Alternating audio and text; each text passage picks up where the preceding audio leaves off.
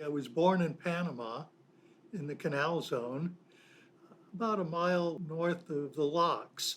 So I was right next to the Amazon rainforest. We left when I was about 5 years old and we moved to Miami. My dad opened a TV shop there, so I learned how to do all that stuff. Eventually, we moved up to Merritt Island, and my dad got a job at the Space Center. And I started elementary school there. The rockets were going up, and and so our neighbors, I got the stories from them. Well, it didn't take me long to realize what I wanted to do. I wanted to do that. I wanted to be involved in that. So I started doing electronics and mechanical stuff right away. I was in the science fair, not a very sophisticated thing, but I did a globe with a little arm that had a ball on the end painted like the moon. For a little kid, I was the only one that had anything electrical. So I won the science fair. When I got into junior high, I wound up in one of those science fairs and I actually built a transmitter. When I got to high school, I took electronic classes, all the shop classes I could get, and all the extra math classes, and it was fun. And after that, I got 2 years of technical school in electronics.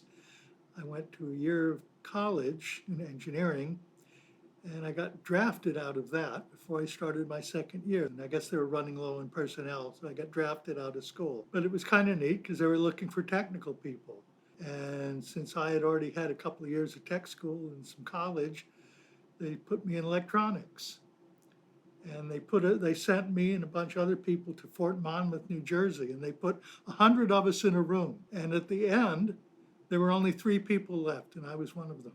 And there they sent me to the Air Force, and I went through some schools there. Then I went to Thailand for 2.5 years, and I worked at a fixed station controller at a communication site there. We had the world's first touch-tone telephone system. It was called an Autobahn system. So even the Army was kind of fun and cool. When I got out, I wound up working at the Space Center on the Apollo space program. I did a lot of the drawings for the electrical systems that went into the pads and the VAB and the launch facilities. I remember one day they had the crawler out testing it. This thing was huge.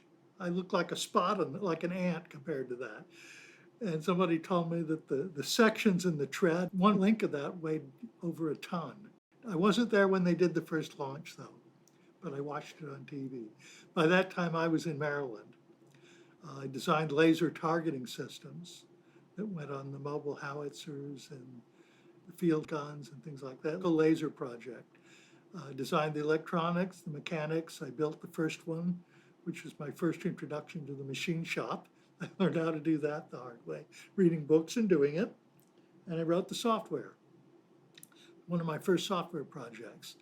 I kind of learned software on my own when I was working at Aberdeen. I lived in Havre de Grace, Maryland, and I bought one of the first personal computers to ever come out, Digital Group Corporation. Most people have never heard of it. And the first one that came out had no operating system. Most people are familiar with hexadecimal. This was before that time. And it took me 2 days to get it to come up and say, hello, world on the screen. A friend of mine worked at Aberdeen. So this friend, which was Dean Blasey, came to me with a project. And I designed this little device. I designed the PC board. I had a printed circuit board lab, and I built it. So he gave that to his friend, and that gave him the idea, well, why don't I start a company doing these sort of things to help the blind? Nobody was doing that then. Dean Blasey started this company called Blasey Engineering.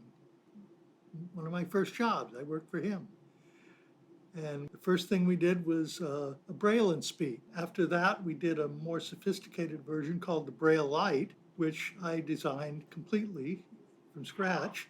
The first one had 18 characters, and the second one had 40 characters, which was a full line back then. And then Dr. Cranmer came out with a device for the blind that was basically a typewriter for the blind.